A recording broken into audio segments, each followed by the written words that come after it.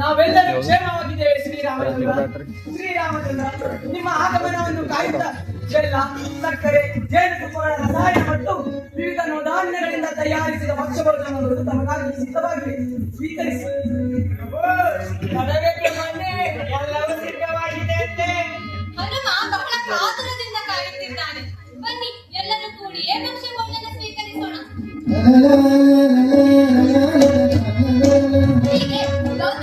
ಸತ್ಕಾರವನ್ನು ಸ್ವೀಕರಿಸಿದ ನಂತರ ತಾವೆಲ್ಲ ಸವಿದ ಭಕ್ಷ್ಯ ಭೋಜನಗಳ ಕುರಿತು ಸಂಭಾಷಣೆ ನಡೆಸಿದ್ದಾರೆ.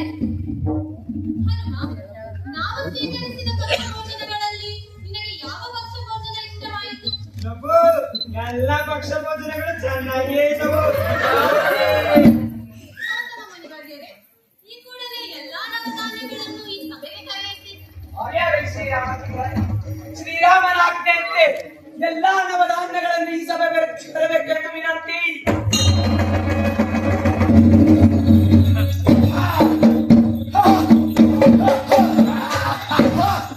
ರಘುಕುಲ ಸೋಮ ಹನುಮನ ಪ್ರಾಣ ಶ್ರೀರಾಮಚಂದ್ರನಿಗೆ ಮನೋನ್ನಮ ನಮ್ಮನ್ನು ಬೆಳೆಸಿದ ಕಾರಣ.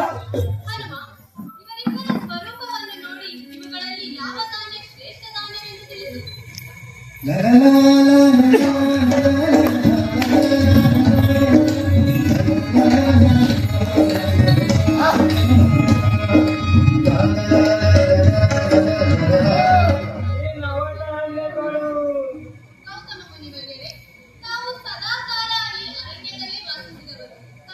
ಧಾನ್ಯಗಳ ಕುರಿತು ಬಹಳ ಚೆನ್ನಾಗಿಯೇ ತಿಳಿದಿರುತ್ತದೆ.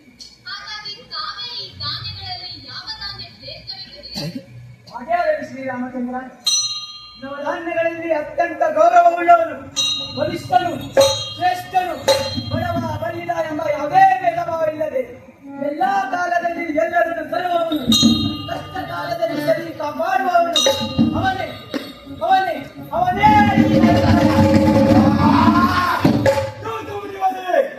ತಾವು ಹೀಗೆ ನಡೆಯುವುದೆಂದು ನಾನು ತಿಳಿದಿರಲಿಲ್ಲ.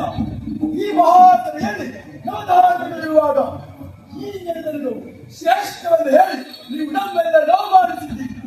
ಶ್ರೇಷ್ಠರಲ್ಲಿ ಶ್ರೇಷ್ಠನಾದ ಈ ನಾನಿರುವಾಗ ಈ ಜನರನ್ನು ಸಾಧ್ಯ ಎಲ್ಲವೋ ನೆರೆದವರು ನೀನು ಹಾಗೆ ಸರಿಸಮಾನವೇ? ಪರಿಮಳ ಭರಿತವಾದ ಚಂದನದ ಮರಕ್ಕೆ ಗಟ್ಟಿಗೆ ಸಮಾನವೇ?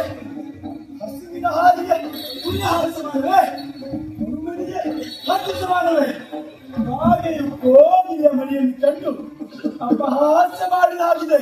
ಹೀಗಿರುವಾಗ ನೀನು ಹೇಗೆ ಈ ಸರಿಸಮಾಡುತ್ತೀಯೋ? ಮುಖ ತೊಲಗು ತೊಲಗುವುದರಿಂದ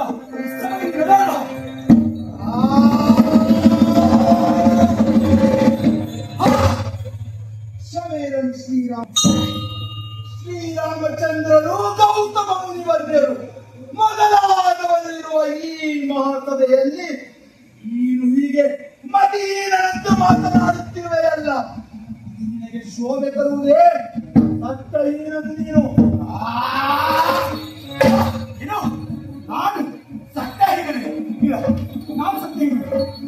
ಬ್ರಾಹ್ಮಣರ ಮನೆಗಳಲ್ಲಿ ನಡೆಯುವ ಮನೆಯ ಮುಂತಾದ ಕಾರ್ಯಗಳಲ್ಲಿ ನಾನು ಅವಶ್ಯವಾಗಿರಲೇಬೇಕು.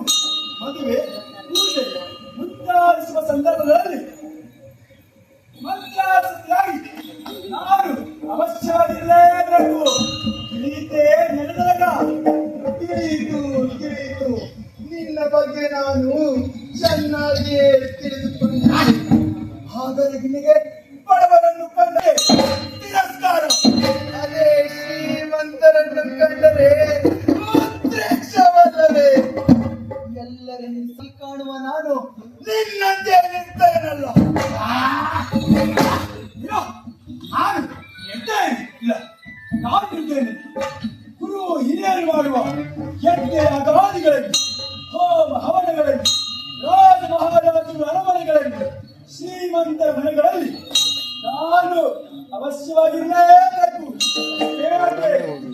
ದೇವರಿಗೆ ಪ್ರಿಯವಾದ ನೈವೇದ್ಯಕ್ಕೆ ಸಹ ನಾನು ಅವಶ್ಯವಾಗಿರಲೇಬೇಕು. ಹೀಗೆ ನಡೆದಾಗ ಹೌದೌದು, ನೀನು ಅವಶ್ಯವಾಗಿರಲೇಬೇಕು. ಆದರೆ ನೀನು ಹಸಿ ಬಾಣಕಿಯರಿಗೆ, ರೋಗಿಗಳಿಗೆ ನಿಷಿದ್ಧನಲ್ಲವೇ? ಅಷ್ಟೇ ಯಾಕೆ ಸತ್ತ